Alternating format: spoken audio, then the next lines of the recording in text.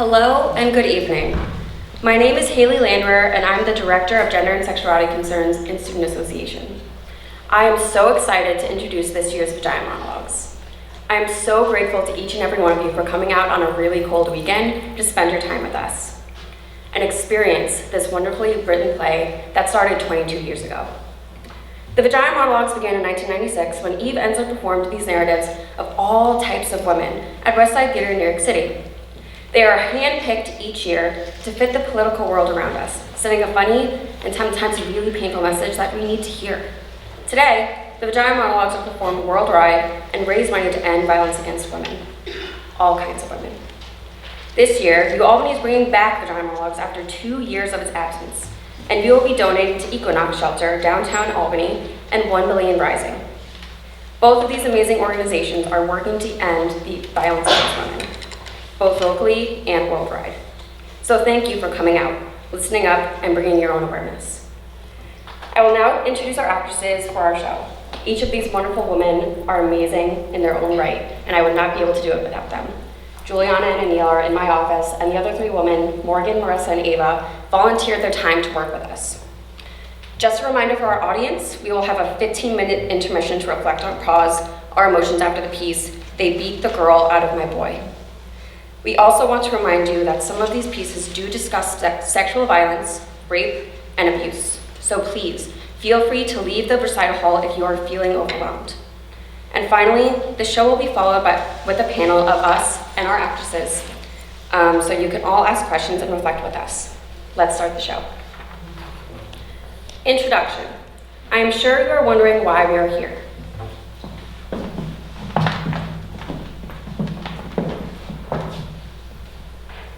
I bet you're worried. We were worried. We were worried about vaginas. We were worried what we think about vaginas, and even more worried about what we don't think about them. We were worried about our own vaginas. They needed a context of other vaginas, a community, a culture of vaginas, if you will. There's so much darkness and secrecy surrounding them, like the Bermuda Triangle. Nobody ever reports back from there. In the first place, it's not so easy to even find your vagina. Women go weeks, months, sometimes years without looking at it. A high-powered businesswoman was interviewed, and she said she was too busy. She didn't have the time. Looking at your vagina, she said, is a full day's work. You have to get down there on your back in front of the mirror that's standing on its own, full-length preferred. You've got to get in the perfect position with the perfect light, which is then shadowed somehow by the mirror and the angle you're at. You get all twisted up. You're arching your head up, killing your back. You're exhausted by the end. She said she didn't have the time for that. She was busy. So, there were the vagina interviews, which became the Vagina Monologues. Over 200 women were interviewed. Older women, young women, married women, lesbians, single women, college professors, actors, corporate professionals, sex workers, Black women, Asian American women, Latina women, Native American women, Caucasian women, Jewish women. Okay. At first, women were reluctant to talk. They were a little shy. But once they got going, you couldn't stop them. Women secretly love to talk about their vaginas. They get very excited, mainly because no one's ever asked them before. Let's just start with the word vagina. It sounds like an infection at best, maybe a medical instrument. Hurry, nurse, bring me the vagina. Vagina, vagina. It doesn't matter how many times you say it, it never sounds like a word you want to say. It's a totally ridiculous, completely unsexy word. If you use it during sex, trying to be politically correct, darling, could you stroke my vagina? You kill the act right there. We were worried about vaginas, what we call them and don't call them. In Great Neck, New York, they call it a pussycat. A woman there said that her mother used to tell her, "Don't wear panties underneath your pajamas, dear. You need to air out your pussycat." In Westchester, they call it a pookie. In New Jersey, a twat.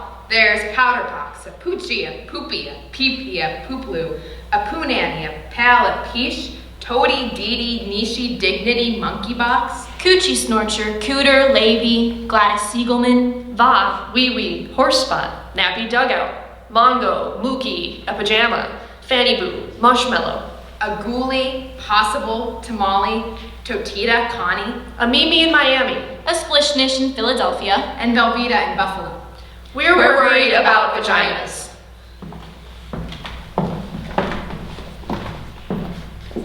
Hair. This account is just as it seems. Stubborn hair or a stubborn partner?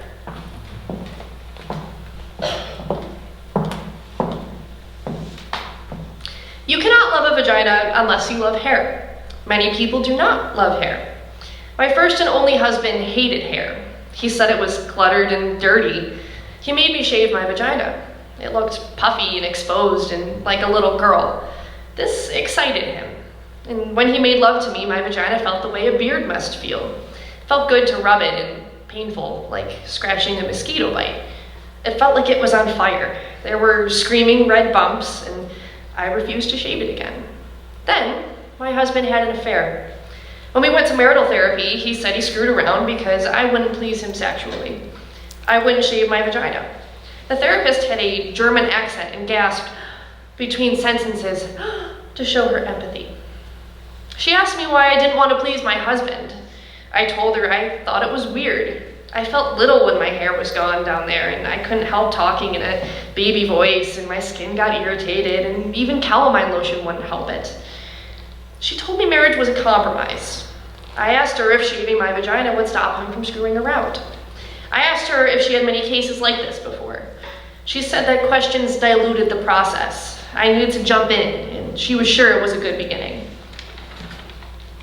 This time, when we got home, he got to shave my vagina. It was like a therapy bonus prize. He clipped it a few times, and there was a little blood in the bathtub. He didn't even notice it, because he was so happy to be shaving me. Then, later, when my husband was pressing against me, I could feel his spiky sharpness sticking into me, my naked, puffy vagina. There was no protection. There was no fluff. I realized then that hair is there for a reason. It's the leaf around the flower, the lawn around the house. You have to love hair in order to love the vagina. You can't pick the parts you want. And besides, my husband never stopped screwing around.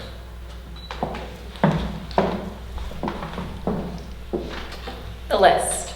I am sure you all are understanding what happens when you ask women for their opinions. Now, we ask them for a list.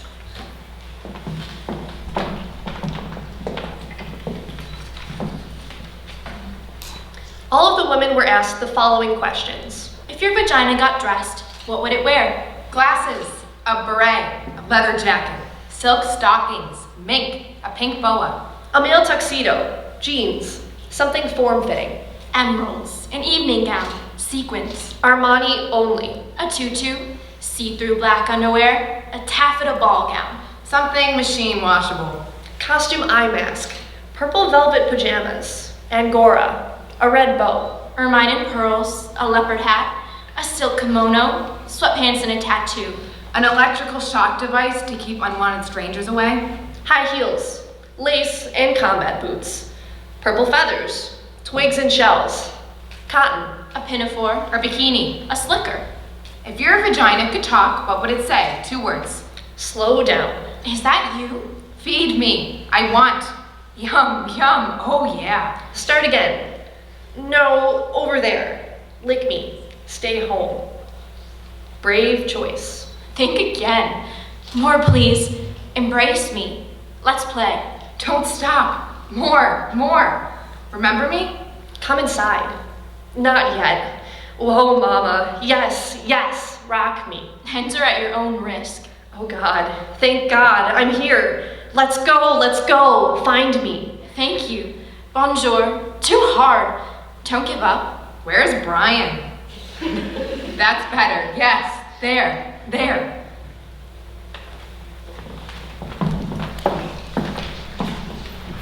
The flood. Warning, we opened the floodgates and now no one is safe.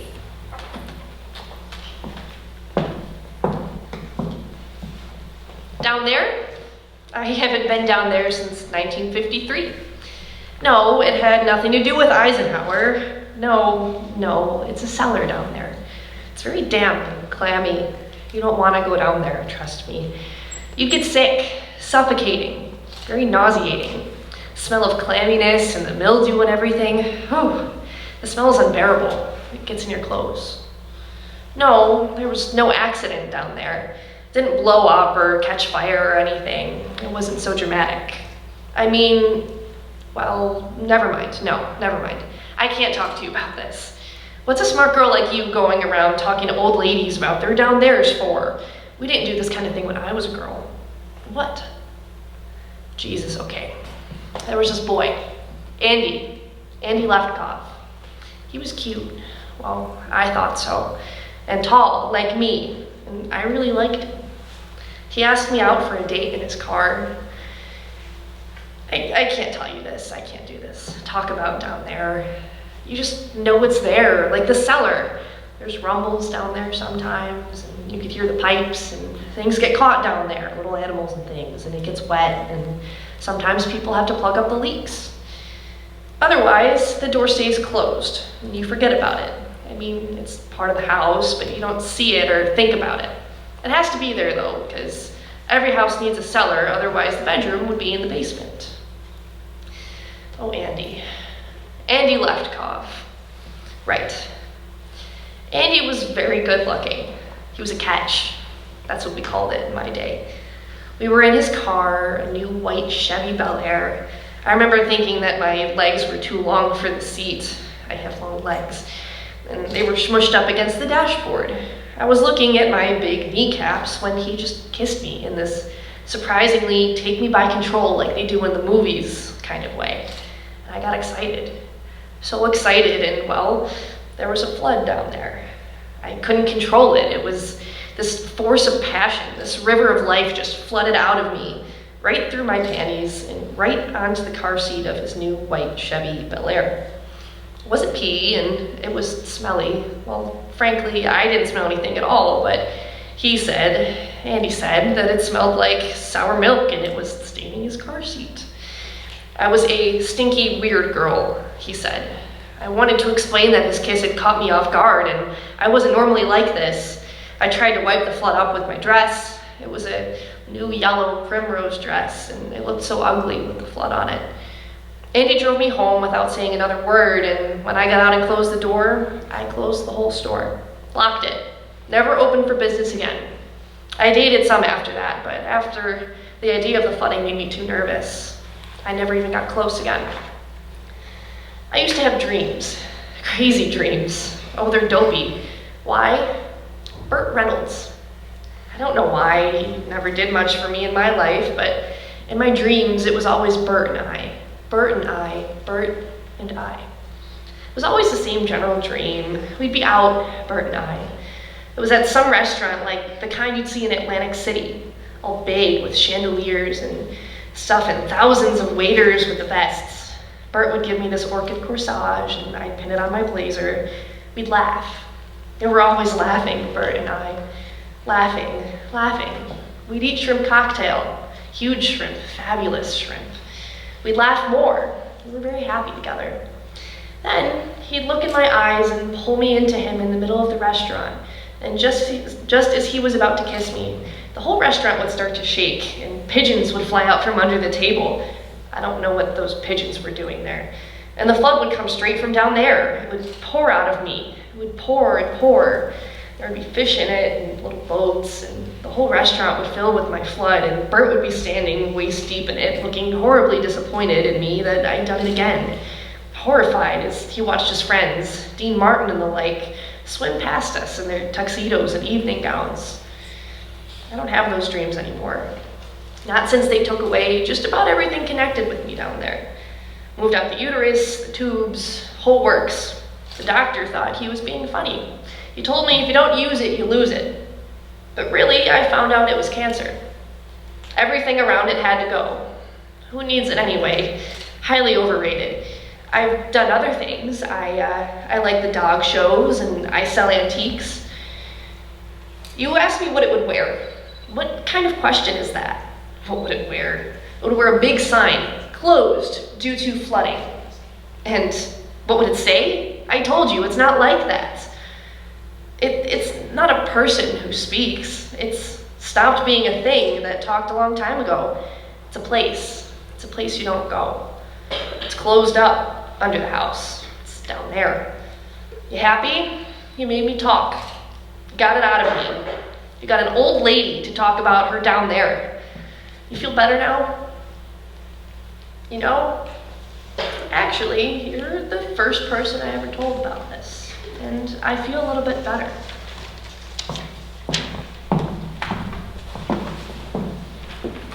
The Vagina Workshop.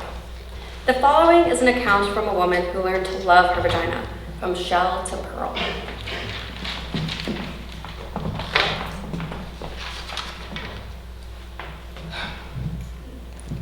My vagina is a shell, a round, pink, tender shell opening and closing, closing and opening. My vagina is a flower, an eccentric tulip, the center acute and deep, the scent delicate, the petals gentle but sturdy. I did not always know this. I learned this in the Vagina Workshop.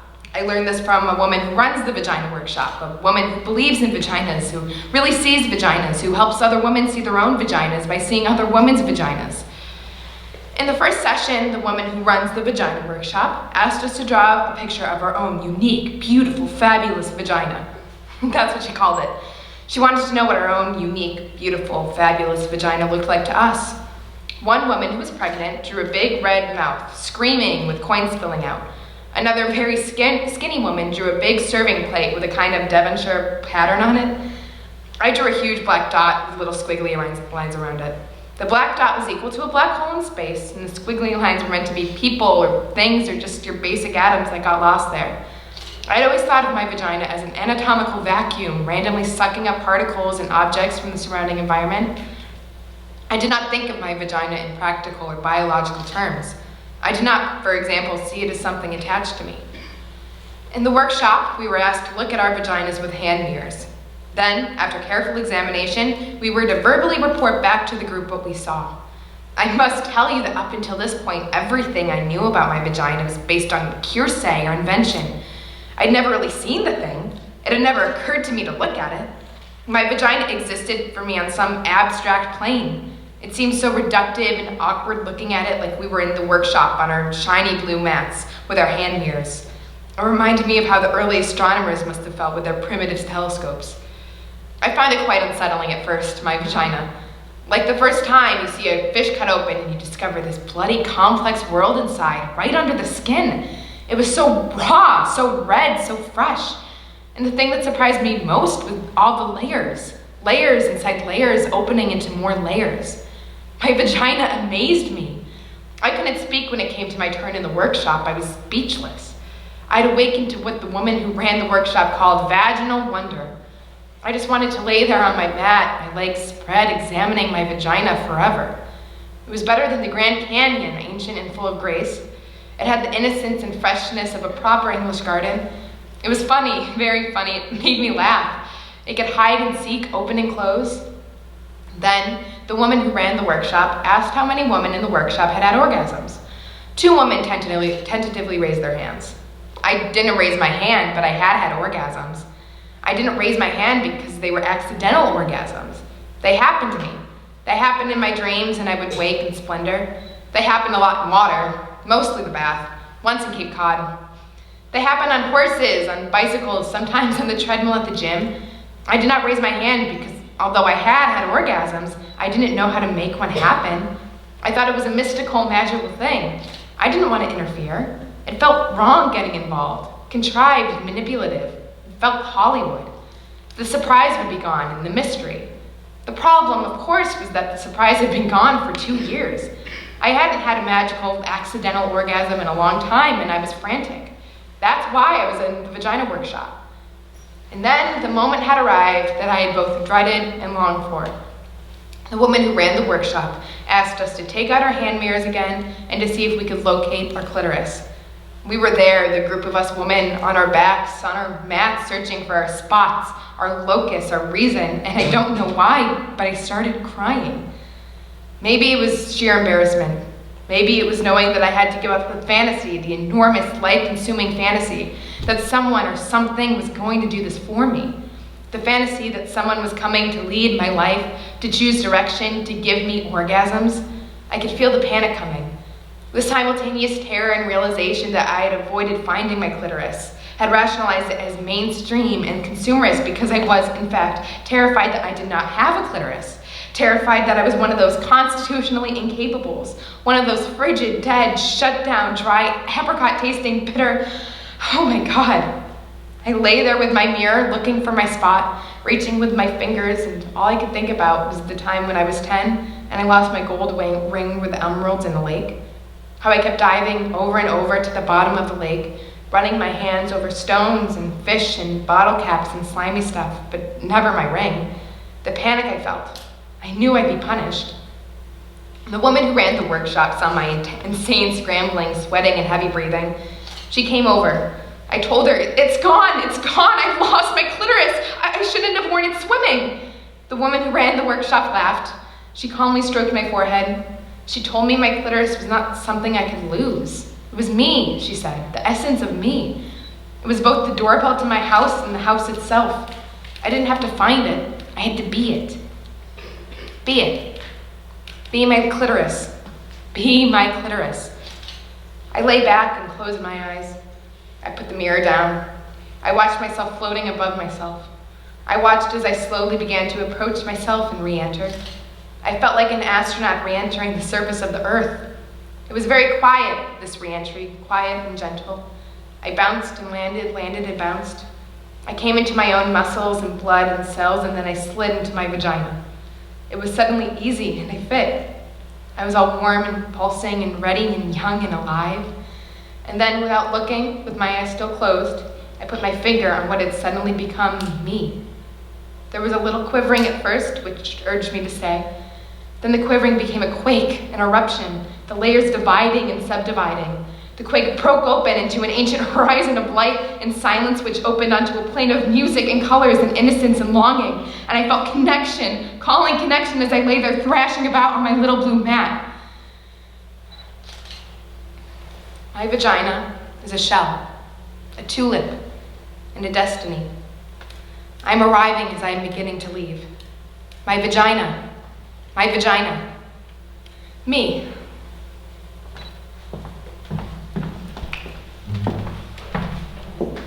Vagina Happy Facts. Here is a Vagina Happy Fact. This is from Woman, an Intimate Geography by Natalie Anger.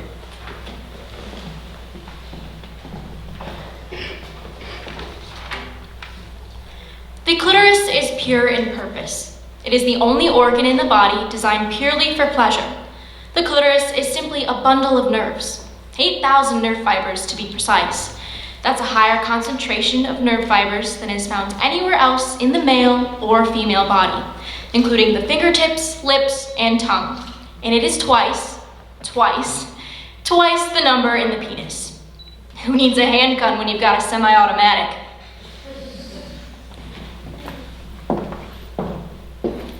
They beat the girl out of my boy, or so they tried. The following story contains violence, so please be advised.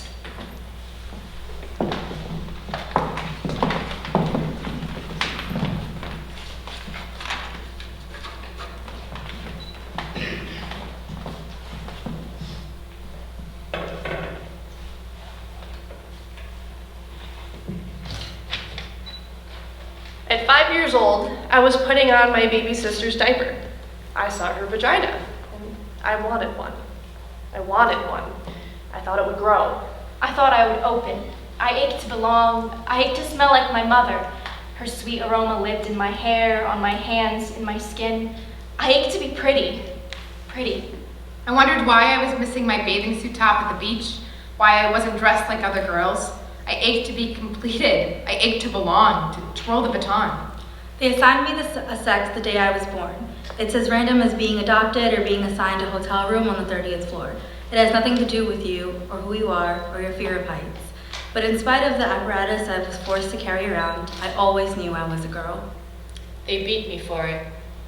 They beat me for crying, and they pummeled me for wanting. To touch, to pet, to hug, To help. To hold their hands. For trying to fly in church like Sister Petrell. for doing cartwheels. Crocheting socks. For carrying purses to kindergarten. They kicked the shit out of me every day on my way to school. In the park, they smashed my magic marker painted nails. They punched my lipstick mouth. They beat the girl out of my boy. Or so they tried. So I went underground. I stopped playing the flute. Be a man, stand up for yourself, go punch him back. I grew a full beard. It was good I was big. I joined the Marines. Suck it up and drive on. I became duller. Jaded, Sometimes cruel. Butch it. Butch it. Butch it up. always clenched, inaccurate, incomplete. I ran away from home. From school. From boot camp. Ran to Miami. Greenwich Village, Cayman Islands. New Orleans. I found gay people. wilderness lesbians. Got my first hormone shot. Got permission to be myself. To transition, to travel, to immigrate. 350 hours of hot needles. I would count the male particles as they died. 16 man hairs gone. The feminine is in your face. I lift my eyebrows more. I'm curious. I ask questions. And my voice? Practice, practice. It's all about resonance. Sing song, sing song. None are monotone and flat. Southern accents are really excellent. Jewish accents really help. Hello, my friend. And my vagina is so much friendlier. I cherish it. It brings me joy. The orgasms come in waves now. Before, they were jerky. I'm your girl next door. My lieutenant, colonel, father paid for it. My vagina. My mother was worried what people would think of her, that she made this happen. Until I came to church and everyone said, "You have a beautiful daughter." I got to be soft. I'm allowed to listen. I'm allowed to touch. I am able to receive. To be in the present tense. People are so much nicer to me now. I can wake up in the morning and put my hair in a ponytail. A wrong was righted. I am right with God. It's like when you're trying to sleep and there's a loud car alarm. When I got my vagina, it was like someone finally turned it off. I live now in the female zone, but you know how people feel about immigrants. They don't like it when you come from someplace else. They don't like it when you mix. They killed my boyfriend. They beat him insanely as he slept with a baseball bat. They beat this girl out of his head. They didn't want him dating a foreigner, even though she was pretty and she listened and was kind. They didn't want him falling in love with ambiguity. They were scared he'd get lost. They were that terrified of love.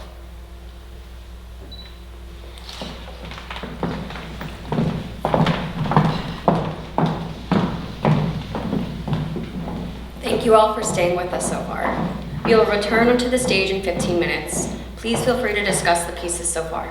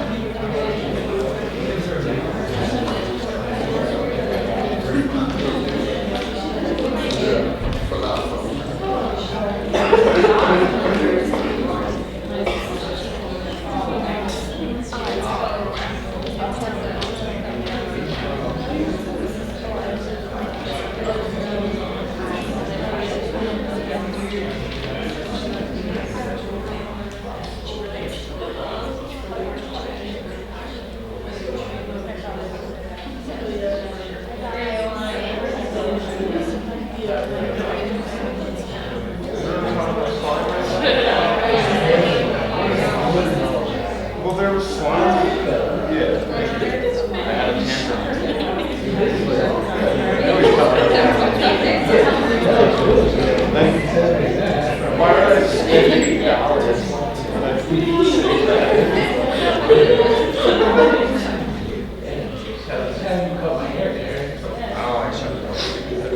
mom keeps trying to get me to cut my dad's hair. I'm not going to straw hair. I can probably figure it out. I need to work on it. There's a lot of responsibility. You want this haircut. Just like that pretty much you're bad at like pretty good. No, I use a pair of scissors. I like scissors and like tighten it up. And then I use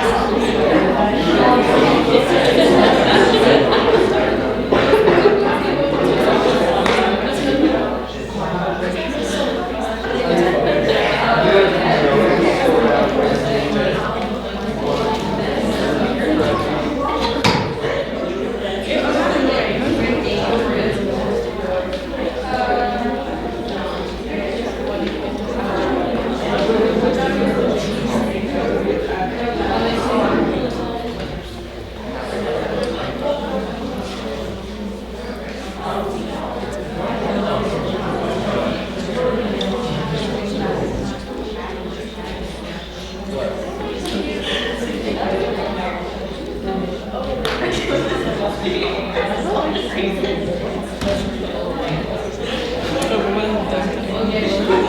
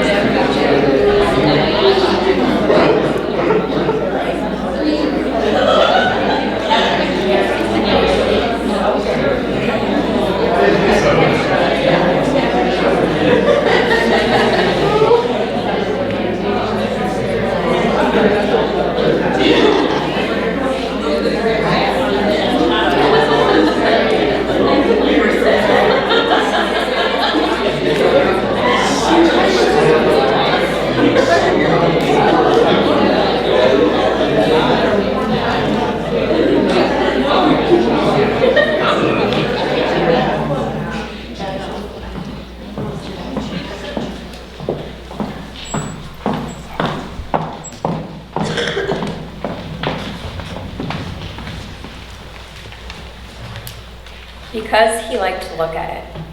Some men are artists, while others like to experience the art itself.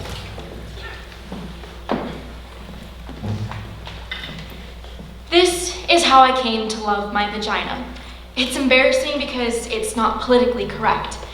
I mean, I know it should have happened in a bath with salt grains from the Dead Sea, and you're playing me loving my woman's self. I know the story. Vaginas are beautiful. Our self-hatred is only the internalized repression and hatred of the patriarchal culture. It isn't real. Pussies unite. I know the story. Like, if we'd grown up in a culture where we were taught fat thighs are beautiful, we'd all be pounding down milkshakes and Krispy Kremes, lying on our backs, spending our days thigh expanding. But we didn't grow up in that culture. I hated my thighs, and I hated my vagina even more. I thought it was incredibly ugly. I was one of those women who had looked down there, and from that moment on wished I hadn't. It made me sick. I pitied anyone that had to go down there. In order to survive, I began to pretend there was something else between my legs. I imagined furniture, cozy futons with light cotton comforters, little velvet settees, leopard rugs, or pretty things, silk handkerchiefs, quilted pot holders, or place settings. I got so accustomed to this that I lost all memory of having a vagina. Whenever a man was inside me, I pictured him inside a mink-lined muffler or a Chinese bowl. Then I met Bob. Bob was the most ordinary man I have ever met. He was thin and tall and nondescript and wore khaki tan clothes. Bob did not like spicy foods or listen to Prince. He had no interest in sexy lingerie. In the summer, he spent time in the shade. He did not share his inner feelings. He did not have any problems or issues and was not even an alcoholic. He wasn't very funny or articulate or mysterious. He wasn't mean or unavailable. He wasn't self-involved or charismatic. He didn't drive fast. I didn't particularly like Bob. I would have missed him altogether if he hadn't picked up my change that I dropped on the deli floor. When he handed me back my quarters and pennies and his hand accidentally touched mine, something happened. I went to bed with him. That's when the miracle occurred. Turned out Bob loved vaginas. He was a connoisseur. He loved the way they felt, the way they tasted, the way they smelled, but most importantly, he loved the way they looked. He had to look at them. The first time we had sex, he told me he had to see me. I'm right here, I said. No, you, he said. I have to see you. "Turn on the light," I said, thinking he was a weirdo and freaking out in the dark. He turned on the light. Then he said, "Okay, I'm ready to see you." "Right here," I waved. "I'm right here." Then he began to undress me. "What are you doing, Bob?" I said, "I need to see you," he replied. "No need," I said, "just do it." "I need to see what you look like," he said. "But you've seen a red leather couch before?" I said. Bob continued. He would not stop. I wanted to throw up and die. "This is awfully intimate," I said. "Can't you just do it?" "No," he said. "It's who you are. I need to look." I held my breath. He looked and looked. He got breathy and his face changed. He didn't look ordinary anymore. He looked like a hungry beast. "You're so beautiful," he said. "You're elegant and deep and innocent and wild." "You saw that there?" I said. It was like he read my palm. "I saw that," he said, "and more. Much, much more."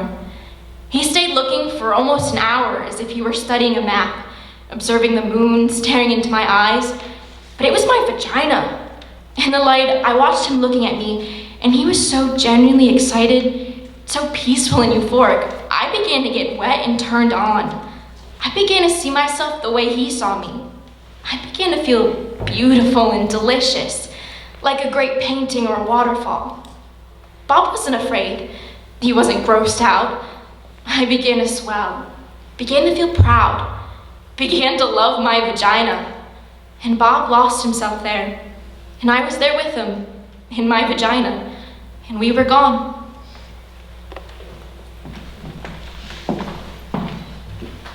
Not so happy fact. The world is afraid of our voice.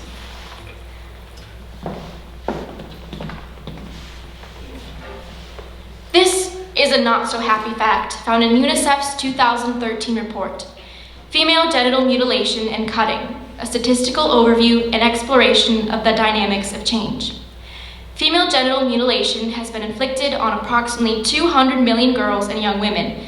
In the 30 countries where it is practiced, mostly in Africa, about 30 million young girls within the next decade are at risk of the knife or the razor or a glass shard to cut their clitoris or remove it altogether. In half of the countries, the majority of girls were cut before age 5. In the rest of the countries, most cutting occurs between 5 and 14 years of age. As many as 30 million girls are at risk of being cut over the next decade if the current trend persists. In a man, it would range from amputation of most of the penis to removal of all of the penis. Short-term results include tetanus, hemorrhages, cuts in the urethra, bladder, and vaginal walls. Long-term, chronic uterine infection, increased agony, and danger-bearing birth defects, and early deaths. However, overall, it is on the decline, with the percentage of girls ages 15 to 19 who have been cut declining from 51% in 1985 to 37% today.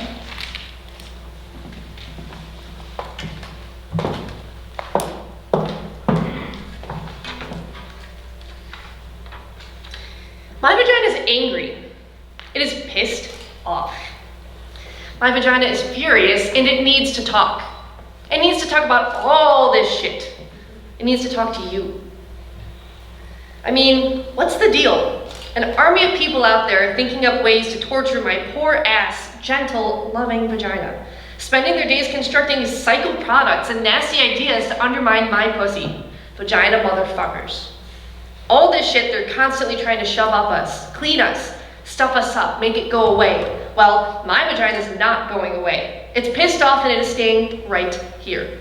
Like tampons. What the hell is that? A wad of dry fucking cotton shoved up there? Why can't they find a way to subtly, lubricate the tampon? As soon as my vagina sees it, it goes into shock. It says, forget it, closes out. You need to work with my vagina, introduce it to things, prepare the way. That's what foreplay is all about. You have to convince my vagina, seduce it, engage my vagina's trust. You can't do that with a dry wad of fucking cotton. Stop shoving things up me. Stop shoving and stop cleaning it up. My vagina doesn't need to be cleaned up. It smells good already. Don't try to decorate it. Don't believe them when he tells you he smells like a beautiful rose when it's supposed to smell like pussy. That's what they're doing, trying to clean it up. Make it smell like bathroom spray or garden. All those douche sprays, floral, berry, rain. I don't want my pussy to smell like rain, all cleaned up like washing a fish after you've cooked it. I want to taste the fish. That's why I ordered it. And then there's those exams. Who thought them up? There's got to be a better way to do those exams. Why the scary paper dress that scratches your tits and crunches when you lie down and you feel like a wad of paper someone threw away? Why the rubber gloves? Why the flashlight all up there like Nancy Drew, working against gravity? Why the Nazi steel stirrups, the mean cold duck lips they shove inside you? What's that? My vagina's angry about those visits. It gets defensive weeks in advance. It won't go out of the house. When you get there, don't you hate it? Scoot down, relax your vagina. Why? So you could shove mean cold duck lips inside it? I don't think so. Why can't they find some nice, delicious purple velvet and wrap it around me? Lay me down on some feathery cotton spread. Put on some nice, friendly pink or blue gloves. And lay and rest my feet in some fur-covered stirrups. Warm the duck lips. Work with my vagina. But no. More tortures. Dry wad of fucking cotton, cold duck lips, and thong underwear.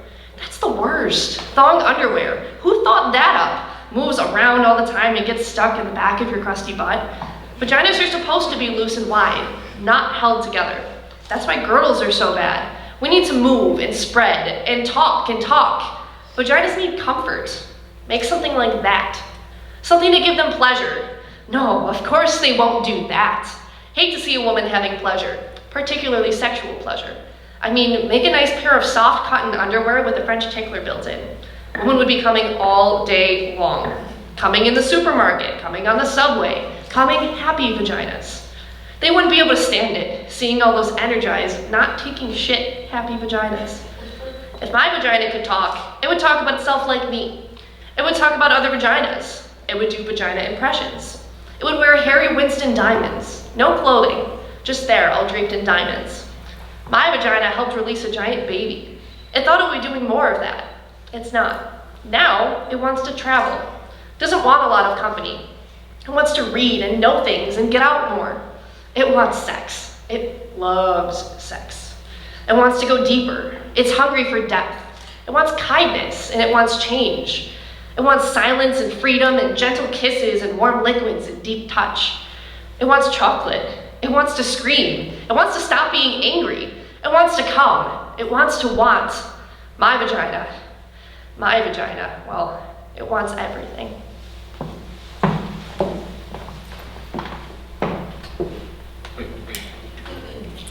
My vagina was my village. This piece is for the women of Bosnia.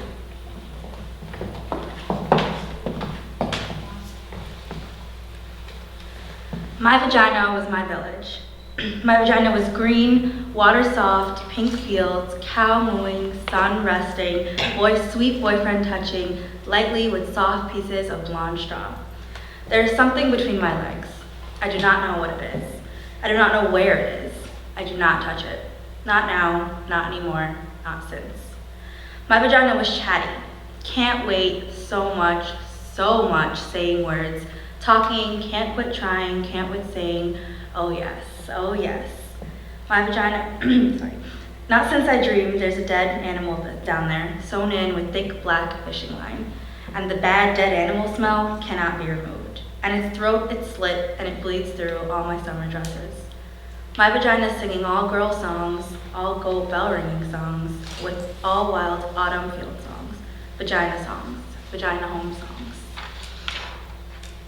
Not since the soldiers put a long, thick rifle inside of me. So cold, the steel rod canceling my heart. I don't know whether they're going to fire it or shove it through my spinning brain. 6 of them, monstrous doctors with black masks shoving bottles up me.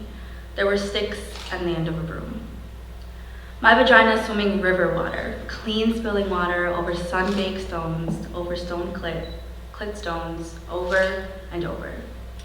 Not since I heard the skin tear and made lemon screeching sounds. Not since a piece of my vagina came off in my hand. And part of the lip now, well, one side of the lip is completely gone. Not since they took turns for 7 days, smelling like feces and smoked meat. They left their dirty sperm inside of me. I became a river of poison and pus, and all the crops died. all the fish. A vagina, a live, wet water village. They invaded it, butchered it, and burned it down. I do not touch it now. Do not visit. I live somewhere else now. I don't know where that is.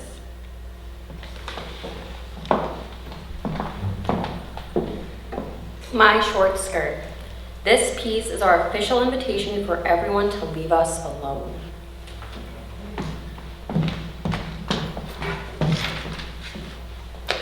My short skirt is not an invitation, a provocation, an indication that I want it, or give it, or that I hook. My short skirt is not begging for it. It does not want you to rip it off me or pull it down. My short skirt is not a legal reason for raping me, although it has been before. It will not hold up in the new court. My short skirt, believe it or not, has nothing to do with you. My short skirt is about discovering the power of my lower calves, about cool autumn air traveling up my inner thighs, about allowing everything I see or pass or feel to live inside. My short skirt is not proof that I am stupid or undecided or a malleable little girl. My short skirt is my defiance. I will not let you make me feel afraid. My short skirt is not showing off. This is who I am before you made me cover it or tone it down. Get used to it. My short skirt is happiness. I can feel myself on the ground. I am here. I am hot. My short skirt is the liberation flag and the woman's army. I declare these streets, any streets, my vagina's country.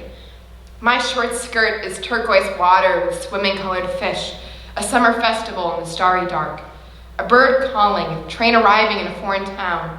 My short skirt is a wild spin, a full breath, a tango dip. My short skirt is initiation, appreciation, excitation. But mainly, my short skirt and everything under it is mine. Mine. Mine!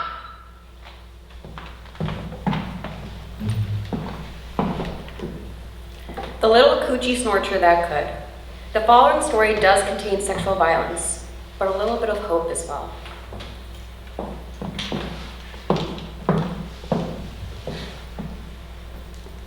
Memory. December 1965, 5 years old. My mama tells me in a scary, loud, life-threatening voice to stop scratching my coochie snorcher. I've become terrified that I've scratched it off down there. I do not touch myself again, even in the bath. I'm afraid of water getting in and filling me up so I explode. I put Band-Aids over my coochie to cover the hole, but they fall off in the water.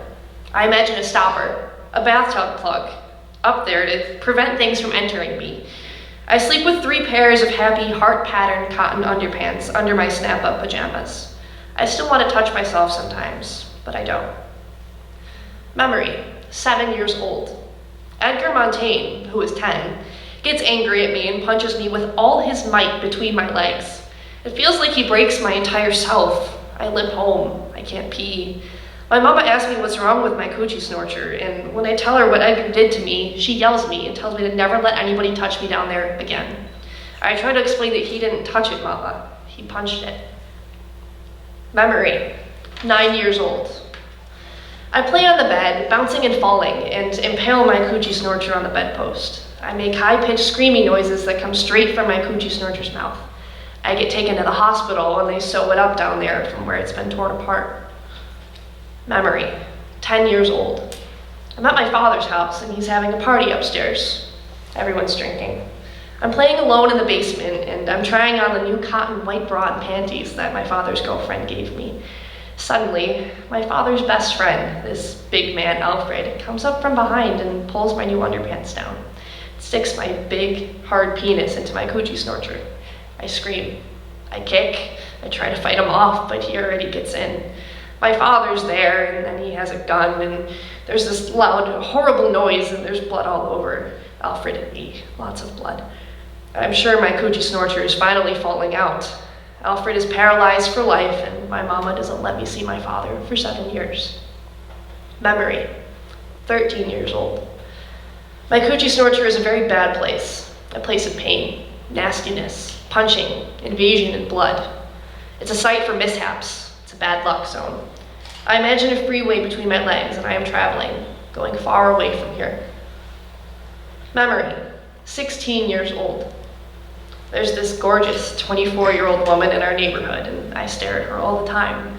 One day, she invites me into her car. She asks me if I like to kiss boys, and I tell her I do not like that. Then she says she wants to show me something. She leans over and kisses me so softly on my lips with her lips, and then puts her tongue in my mouth. Wow. She asks me if I want to come over to her house, and then she kisses me again and tells me to relax, to feel it, to let our tongues touch and feel.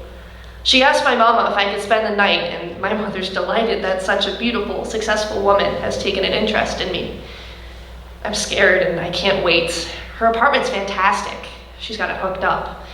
It's the 70s, the beads, the fluffy pillows, and the mood lights. I decide right there that I want to be a secretary like her when I grow up. She makes a vodka for herself, and then she asks what I want to drink.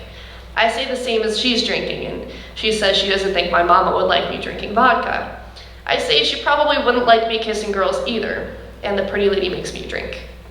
She changes into this chocolate satin teddy. She's so beautiful. I always thought bull daggers were ugly. I say, you look great. And she says, so do you. I say, but I only have this white cotton broad underpants. Then she dresses me, slowly, in another satin teddy. It's lavender, like the first soft days of spring. The alcohol has gone to my head, and I'm loose and ready. There's a picture over her bed of a naked black woman with a huge afro.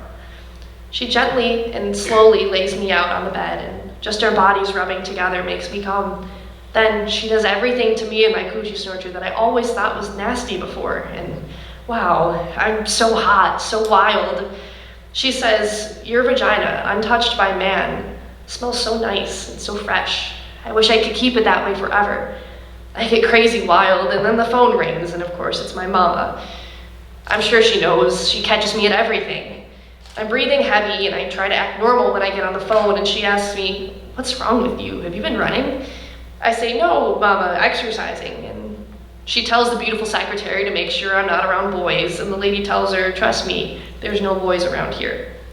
Afterwards, the gorgeous lady teaches me everything about my coochie snorcher. She makes me play with myself in front of her, and teaches me all the different ways to give myself pleasure.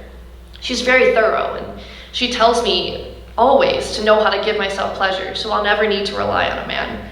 In the morning, I'm worried that I've become a butch because I'm so in love with her. She laughs, but I never see her again. I realize later she was my surprising, unexpected, and politically incorrect salvation. She transformed my sorry-ass coochie snorcher and raised it into a kind of heaven.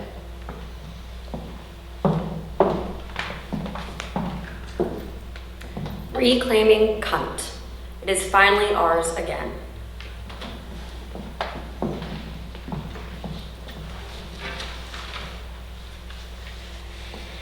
I call it cunt. I've reclaimed it. Cunt. I really like it. Cunt. Listen to it. Cunt. C, ca, cavern, cackle, clit, cute, come closed, C, closed inside, inside ca, then you, then ca, then curvy, inviting shark skin, you, uniform, under, up, urge, you, then N, then con, snug ladders fitting perfectly together, N, nest, now, nexus, nice, always depth, always round and uppercase, cun, a jagged, wicked electrical pulse, then soft N, warm N, cun, then T, then sharp, certain, tangy T, texture, take, tent, tight, tantalizing, tensing, taste, tendrils, time, tactile. Tell me, cunt. Say it, tell me, cunt.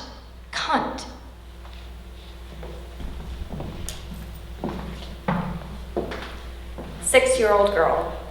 Some honesty is needed, and of course a little magic. A 6-year-old girl was asked, if your vagina got dressed, what would it wear? Red high tops and a Mets cap worn backwards. If it could speak, what would it say? It would say words that begin with V and T. Turtle and violin are examples. What does your vagina remind you of? A pretty dark peach, or a diamond I found from a treasure and it's mine. What's so special about your vagina? Somewhere deep inside, it has a really, really smart brain. What does it smell like? Snowflakes.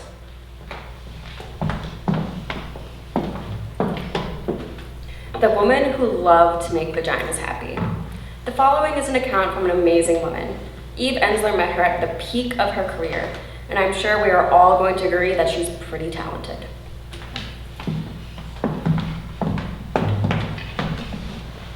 I love vaginas. I love women. I do not see them as separate things. Women pay me to dominate them, to excite them, to make them come. I did not start out like this. No, to the contrary, I started out as a lawyer, but in my late 30s, I became obsessed with making women happy. It began as a mission of sorts, but then I got involved in it. I got very good at it, kind of brilliant. It was my art. I started getting paid for it. It was as if I had found my calling. I wore outrageous outfits when I dominated women. Lace and silk and leather. I used props, whips, handcuffs, ropes, dildos. There was nothing like this in tax law. There were no props, no excitement, and I hated those blue corporate suits. Although I wear them now from time to time in my new line of work, and they serve quite nicely. There were no props in corporate law, no wetness, no dark, mysterious foreplay, no erect nipples, no delicious mouths, but mainly, there was no moaning. Not the kind I'm talking about anyway.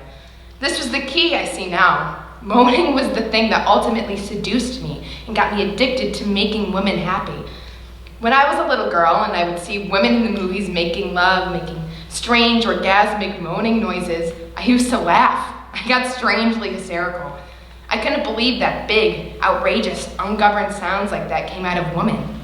I longed to moan. I practiced in front of my mirror on a tape recorder, moaning in various keys, various tones.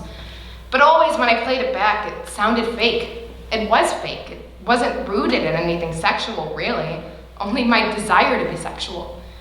I realized that moans were, in fact, a language. I became a moaner. It made most men anxious. Frankly, it terrified them. I was loud, and they couldn't concentrate on what they were doing, and they'd lose focus, then they'd lose everything. We couldn't make love in people's homes. The walls were too thin. I got a reputation in my building, and people stared at me with contempt in the elevator. Men thought I was too intense. Some called me insane. I began to feel bad about moaning. I got quiet and polite. I made noise into a pillow. I learned to choke my moan, hold it back like a sneeze. I began to get headaches and stress-related disorders. I was becoming hopeless when I discovered women. I discovered that most women loved my moaning, but more importantly, I discovered how deeply excited I got when other women moaned, when I was responsible for other women moaning. I made love to quiet women, and I found this place inside them, and they shocked themselves in their moaning. I made love to moaners, and they found a deeper, more penetrating moan. It was a kind of surgery, a kind of delicate science, finding the tempo, the exact location or home of the moan. That's what I called it. So, there's the clit moan. The vaginal moan. The combo clit vaginal moan. There's the almost moan.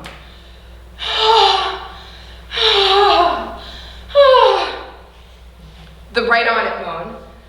Oh, yes. Yes. The elegant moan. The wasp moan. The UAlbany moan. Yeah! The Irish Catholic moan. Forgive me, God. Forgive me, God. The mountaintop moan. Yoda, lay, he, the doggy moan. The uninhibited, militant, bisexual moan. The machine gun moan. The tortured Zen moan.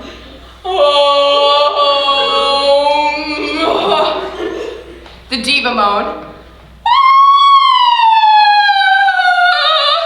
The college moan. I should be studying. I should be studying. And finally, the surprise triple orgasm moan. Okay, yes.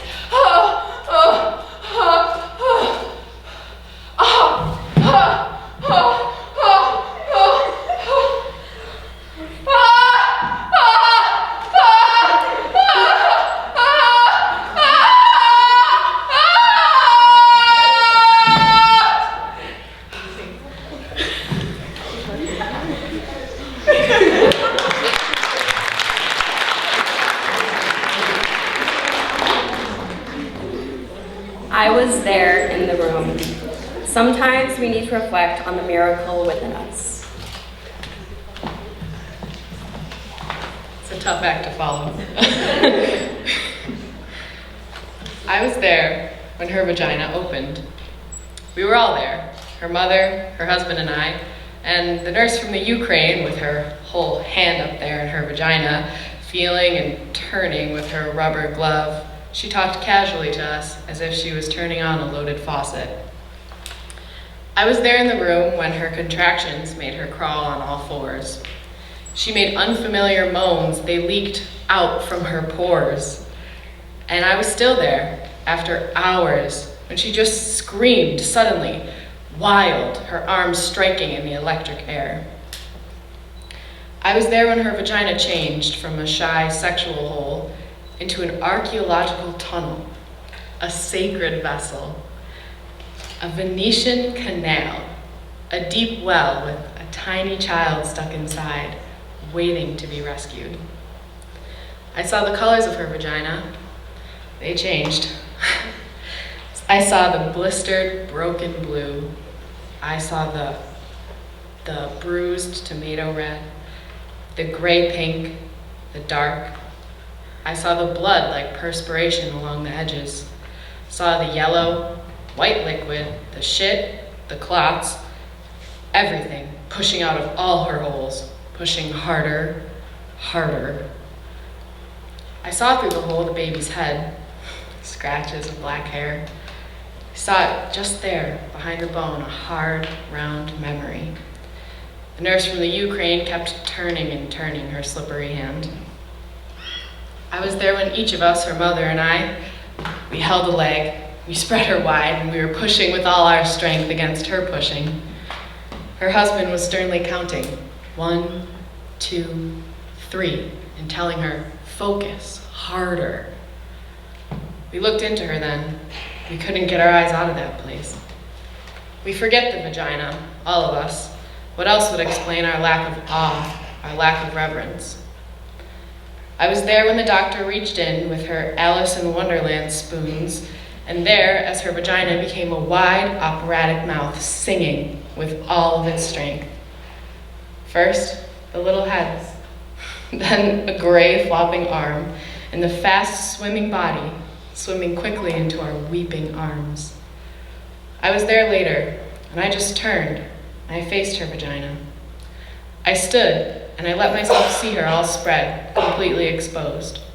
She was mutilated, swollen, and torn. She was bleeding all over the doctor's hands, and she was calmly sewing her there. I stood, and her vagina suddenly became a wide red, pulsing heart. The heart is capable of sacrifice. So is the vagina. The heart is able to forgive and repair. It can change its shape to let us in. It can expand to let us out. So can the vagina. It can ache for us and stretch for us, die for us, and bleed for us, bringing us into this difficult, wondrous world. I was there in the room. I remember.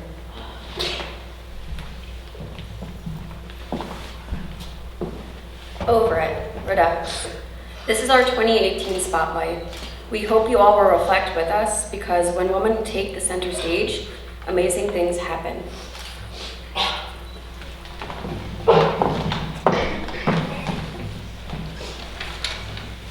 I am over rape. I am over women, cisgender, transgender, and gender nonconforming, having to tell our stories over and over, traumatizing and re-traumatizing ourselves over and over, when the stories and names and identities of perpetrators remain protected and anonymous. I am over rape culture, where privileged men with political, physical, and economic power take what they want, who they want, when they want it, how much they want it, anytime they want it. This would include the super predator-in-chief, Donald Trump, who was elected after bragging about grabbing women's pussies without their consent, and who has more than 15 charges of abuse against him. Harvey Weinstein, Bill Cosby, Roger Ailes, Bill O'Reilly. The list is endless. It's not enough to fire them and have them walk away with millions. Sexual abuse is already illegal. I'm over how long it takes for anyone to ever respond to rape, and how long corporations and partners protect abusers through payouts and backroom deals. If that same president or CEO stole money from you or killed someone, you can bet they'd be fired on the spot and would be charged in court. I am over the 3 out of 4 women who experience sexual harassment feeling they can't tell anyone for fear of losing their job or not being believed. I am over women being slowly made insane and angered and humiliated and shamed for being forced to ignore, deny, block out, tolerate, and minimize the sexual harassment in order to survive. I am over 33 million U.S. women being sexually harassed and 14 million sexually abused in work-related incidents, as reported by ABC News and Washington Post. I am over domestic workers being held as sex slaves. I'm over non-documented workers being sexually and physically abused and then having no place to turn for protection or justice. I am over room attendants in hotels having to fight to get panic buttons installed on their beings because they can hardly bend over to clean a bathtub without fear of being attacked by male guests. I am over restaurant workers being made to tolerate being grabbed, insulted, degraded, and harassed at jobs because they are reliant on tips and paid $2.13 an hour. I'm over 76% of nurses being verbally assaulted and kicked, punched, bitten, grabbed, or attacked by their patients or visitors on the job. I'm over 60% of women farm workers suffering sexual abuse, so much that their place of work has been named the field de calzone, the field of panties. I am over the hundreds of thousands of women in the Congo still waiting for the rapes to end and the rapists to be held accountable. I am over the thousands of women in Bosnia, Myanmar, Pakistan, South Africa, Guatemala, Sierra Leone, Haiti, Nigeria, Afghanistan, Libya, Syria, Iraq, you name a place, all still waiting for justice. I am over 1 in 3 women in the U.S. military getting raped by their so-called comrades. I am over the fact that half of all transgender people and lesbians will experience sexual violence. I'm over the fact that 75% of women in prison have histories of severe physical abuse by an intimate partner, and 82% suffered serious physical or sexual abuse as children, and they are being further punished rather than healed. I'm over college campuses being places young women survive rather than thrive because of rape culture. I'm over the forces that deny women who have been raped the right to have an abortion. I am over rape victims being re-raped when they go public. I'm over women still being silent about rape because they are made to believe it's their fault, because they did something to make it happen, like wearing the wrong clothes, because they are terrified they'll get fired or they won't get the part or ever work again. I am over people not understanding that rape is not a joke, and I am over being told I don't have a sense of humor, and women don't have a sense of humor, when most women I know, and I know a lot, are really fucking funny. We just don't think being forced to watch a vile, powerful man masturbate in front of us to keep or get a job, or having an uninvited penis up our anus or our vagina is a laugh riot. I'm over women being forced to leave their homes when their husbands beat them. I am over violence against women not being a #1 international priority when 1 out of 3 women will be raped or beaten in their lifetime. The destruction and muting of and undermining of women is the destruction of life itself. No women, no future. Duh. I am over the endless resurrection of the careers of rapists and sexual exploiters, film directors, world leaders, corporate executives, shamans, priests, rabbis, imams, gurus, coaches, doctors, movie stars, athletes, teachers, administrators, while the lives of the women they violated are devastated, often forcing them to live in a social and emotional exile. I'm over listening to a predator who has slept with and then married his stepdaughter, expressing his empathy for a mutual predator. I am over years and years of being over rape and rewriting and updating this piece over it. I am over being polite about rape. I am over sugarcoating rape culture. It's been too long, and we have been too understanding, and we need to end it now. We need people to truly try and imagine, once and for all, what it feels like to have your body invaded, your mind splintered, and your soul shattered. And really, deeply, truly, I am over the passivity of good men. Where the hell are you? You live with us, work with us, you make love with us, father us, befriend us, brother us, get nurtured by us and mothered by us and eternally supported by us. So why aren't you standing with us? Why aren't you driven to the point of madness and action by the rape and harassment, degradation and humiliation of us? Why aren't you rising in droves, going beyond apologies and confessions, realizing this issue is your issue, not ours? Why don't you see yet? If you were to stand as one fierce band of insistent, consistent, loving men speaking for your brothers, calling out your brothers, interrogating yourselves, dismantling patriarchy in every boardroom, audition hall, hotel, hospital, office, farm, school, locker room, this whole thing would change overnight. There are approximately 1 billion women on the planet who have been violated. 1 billion women. Can we rise together? Can we change the paradigm? Can we rebirth the culture because we know that when women are free, safe, equal, and allowed to be alive in all their intensity, the whole story can finally change. Thank you.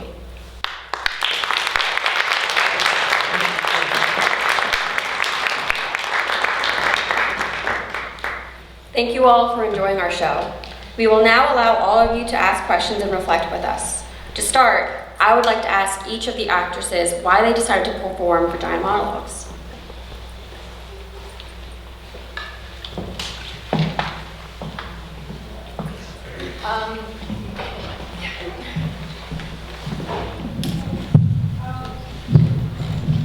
I can project. Okay, well, we're doing it. The Vagina Monologues is something that I've always read and knew about. I've always wanted to get the opportunity to be able to do it. When I saw through Manila that UAlbany was doing it, it's I think it's something that's so powerful and resonates with a lot of people. So I really wanted to be a part of it. I work in the department that put this on tonight, and as soon as we kind of decided that this was something we wanted to bring back to UAlbany, I was like, I need to be a part of this. It's something. It's something that I have felt passionate about now, really ever since I knew that it was an issue. And I work hard in my daily life and my activities here on campus to kind of advocate for these things, and I think that as a piece, this is really important to perform, it's important to educate, and that's pretty much it. I got involved because I think it's cool to finally talk about this and kind of normalize the word vagina. Because when I first started telling my friends, yeah, you should come see the Vagina Monologues, I'm in it, everyone's kind of like, what? What did you just say? So just to kind of get rid of the shock surrounding the word vagina and get more people saying it and more people talking about it. I'm also part of the department that put this on, and when Haley first told me about it, I had no idea what it was or what it was about, and then I read the script and I fell in love with it because this is the first encounter I've had with something that's this brave and this bold and that openly talks about stuff like this that need to be talked about, and I think it was really very personal to me also, just coming full circle with something like this. I have to agree with Marissa. I really didn't think about the fact that just the female body, or really just females in general, are kind of put in a closet and shoved in the dark. Like, don't talk about your body, don't talk about vaginas, don't talk about being sexual or, being open, when we shouldn't be shamed for something that's natural. And I feel like being able to talk about it and being able to perform these wonderful pieces really helps shed some light on it, and it's just really cool to be a part of. And met some really cool people. So yeah. We can bring up the lights, and if anyone has questions, you can either shout them out or raise hands. Yeah. Ava, how did you come up with those moans?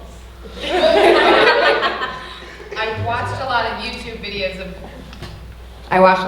videos of other people doing it and like collaborated with them, and everyone just kind of, it was very much a team effort, and everyone was really helpful. Were there alternate moans that you had thought about putting in, but then you decided not to do? Yeah, like the script changes and stuff. We added things, and the UAlbany moan was not in the original script, believe it or not. And so yeah, which is another thing that's nice about the script is that there's a lot of flexibility to make it more relatable to the audience. Thank you.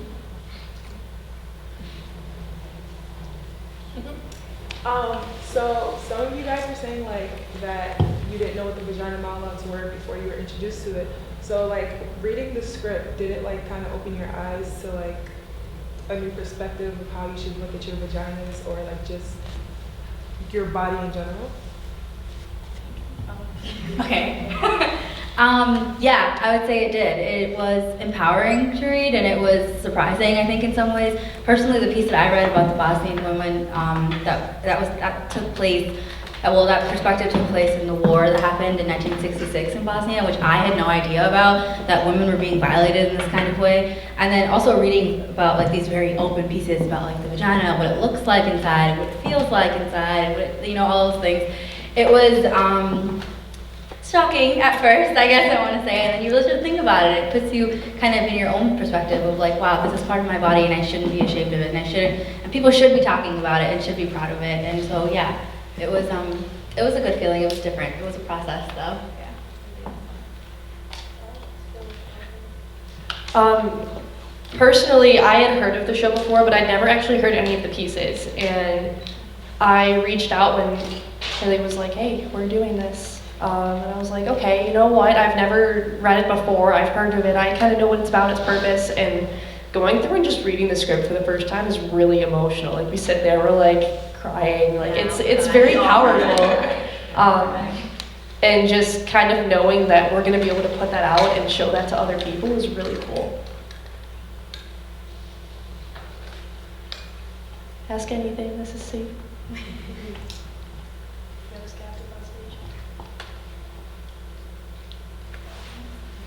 Yeah. What would your vagina say if they could talk?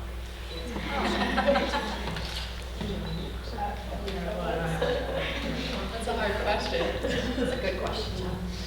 My vagina would say that it is a survivor.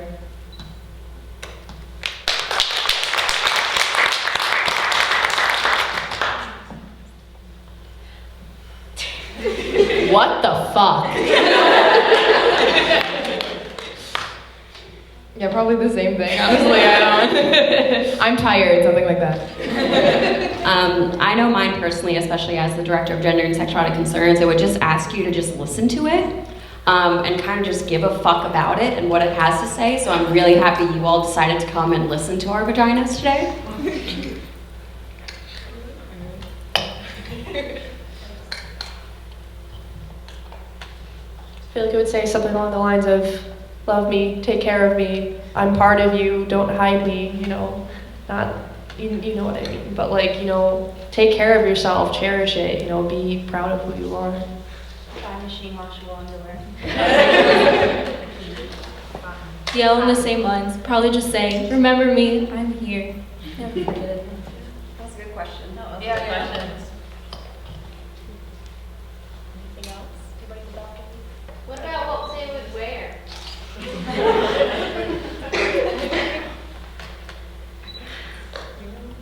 Birkenstocks. Yeah, like a sweatshirt. That's what I wear. That's what something comfy. Sweatpants. It would be naked.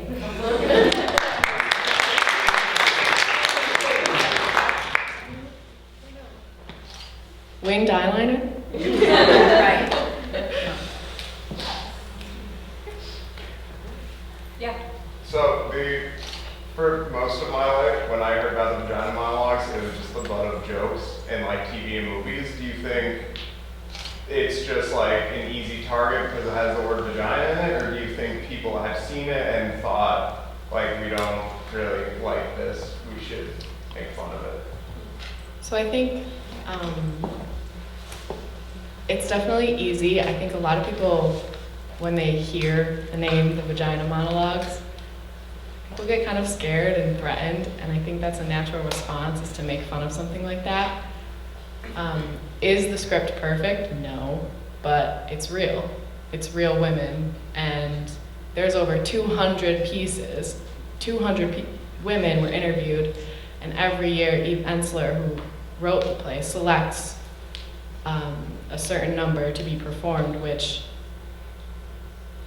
may be why some people say that not everybody's included in it, it's not inclusive enough, but it is. At the end of the day, it's just not every year all the pieces are performed. So yes, it can be problematic in that way, but I think most of it, people are just scared because women are talking about their vaginas.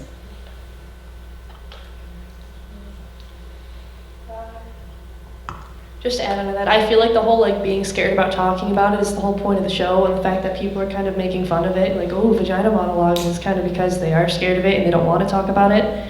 And this is a show to bring this issue to light, and I guess that's kind of just proving the whole point of the show as it is, to be able to talk about it openly and not be made fun of, and not have it be the butt of jokes or stuff like that. Yeah. I also feel like a big part of people making fun of it is that people make fun of things they don't understand. And that's the reason that we put this show on, is so that, to create a dialogue, create like some kind of understanding for ourselves and for other people.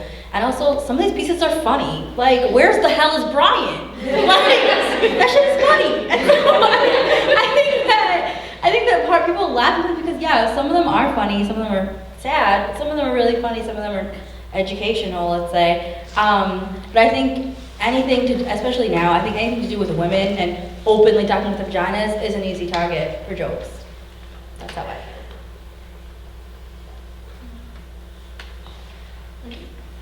Do you think it's problematic that it's so centered on the word vagina when not all women have vaginas, right? I got this question a lot because I was the one who funded the show and did all the work to kind of bring awareness to it. The piece was written in 1996. Now we have more of an understanding of the transgender community, of gender non-binary people, and of course, not all women have vaginas. But the way I see it and the way I've seen pieces that Eve has written and the way that Eve talks about the show, it changes year to year, like Juliana said. There are pieces picked specifically. The piece that all of us had the biggest bond with was They Beat the Girl Out of My Boy, because it gave a raw kind of reaction to a transgender woman. I think it's still called the Vagina Monologues because that's the original name. And like we've all said, the word vagina, like you say it and they're like, it's just like saying something awful in public. So I think it's just kind of bringing out the political factor of vagina.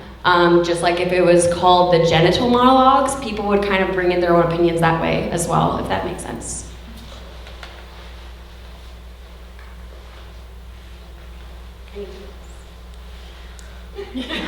One more. Do you think that people talk more about penises and use that word more regularly? Absolutely. You guys know the penis game, right? Where's the vagina game? We talked about it in rehearsals a lot. It's like when you talk about a penis, you know all the types and like pieces of a penis. I'm a lesbian. I know more about a penis than a vagina. That's ridiculous. In health class, like they talk about, oh, a man has sex and it's wonderful and it's good. And you talk about the vagina and it's like, you're gonna bleed and you're gonna be uncomfortable and don't get pregnant or you'll die. So it's like, what the hell? So I definitely think the penis is talked about more. I wonder, like, do you know all the pieces and parts of your vulva? Like, that's what the actual area is down there. The vagina is just the hole. So it's just that factor of, why aren't we talking about this more? And I think that's why I love the Vagina Monologues so much. Yeah. Oh. Where are the vaginas on the bathroom stalls?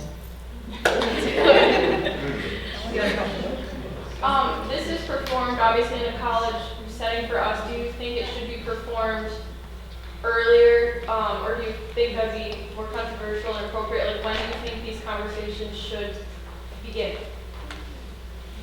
I think the show in itself is kind of like rated M for maturity, but that doesn't mean that these types of conversations shouldn't be had among younger populations. I think from day one you should be educating your children about the truth about vaginas. Does it have to be in a vulgar, hysterical, emotional way like this? No, but I think it is a conversation that should be had among all age groups, absolutely. Yeah, I was I forgot what I was gonna say. I think that a lot of the monologues are things that if they were to be performed for even like high schoolers and stuff, I think that they wouldn't have the maturity level to like really take it seriously. Because even though something that I think is the vagina monologues really brings the vagina down to like a real level. But I think that despite that, if it were to be in anyone younger, it wouldn't resonate as well, just because, there's still that whole thing to where it's funny and everything. But I think that it should be the vagina and making it not taboo and learning more about it should definitely be brought on a lot earlier, because then maybe they would be more mature to talk about that kind of stuff. I think it's also the discussion and some of the pieces you heard the list. It's like, what is the vagina called? It's like you heard ridiculous names like coochie snorcher. Some of these things I've never heard of before. Some of them are just very interesting, and it's like, why can't we just say, be careful around your vulva? Because that's what it is. Of course, you're told oh, don't touch your pee-pee. Okay, it's wonderful, but let's call it what it is, because for me personally, you kind of distort the image of your body when you can't name it. It's empowering to know everything that's down there. It's empowering to know the difference between your clitoris, your vagina, and your asshole. So it's just teach me about it early on, and Ava said, the maturity will grow, and we'll be able to perform these in high schools.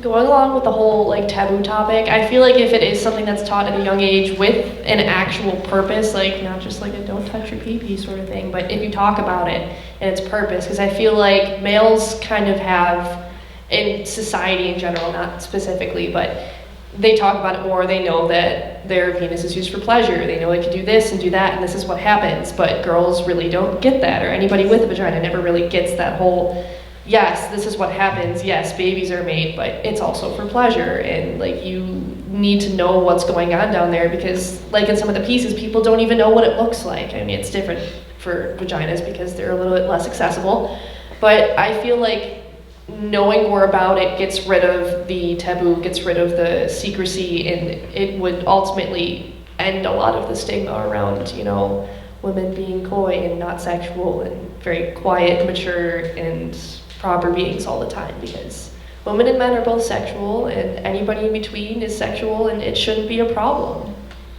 Yeah.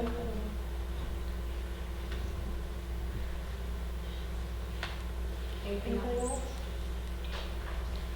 Some of my questions for the audience was, what were some of the pieces that shocked you? When people came onto stage, what were some of the pieces, the words, the phrases that kind of are still in your mind that you're probably going to take home with you? You guys can shout out. Yeah, shout out. Where's Brian? The one Aniela did at the end where she said, I don't live there anymore, and I don't know where I live, or where that is now. Yeah, I cried the first time I did that.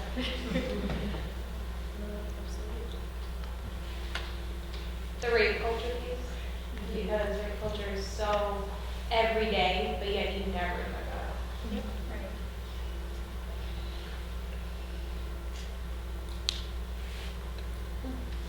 Yeah.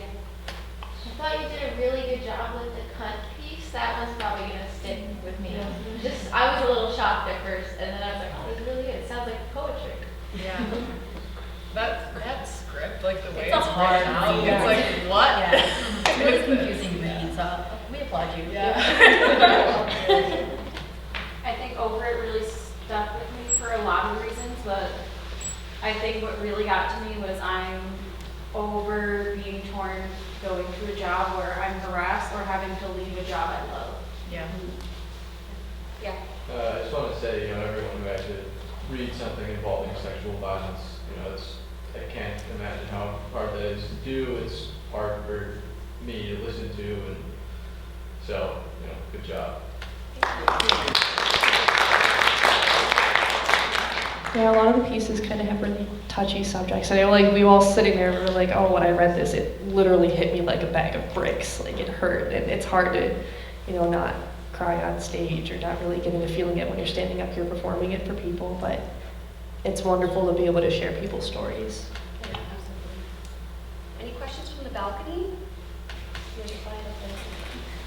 You guys got a better view.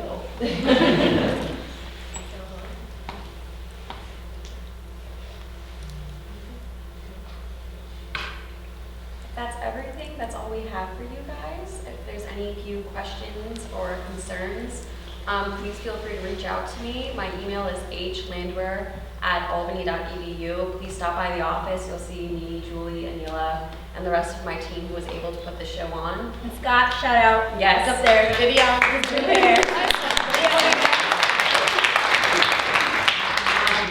Every single one of your tickets is a donation to Equinox Downtown. I beg and plead all of you to go down and see it. It's a domestic violence shelter for women and children impacted by sexual violence and domestic violence. 1 Billion Rising, I beg you to make a donation online as well. Tell your friends about this experience, write about this experience, ask questions about it, and be open to it. I hope next year we can put Vagina Monologues on again for whoever decides to take over this department.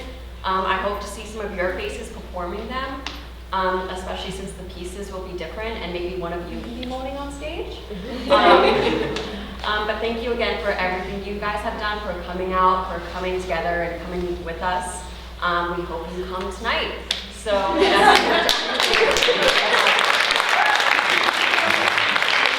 Thank you to the PAC staff. You guys are awesome. You saved our lives.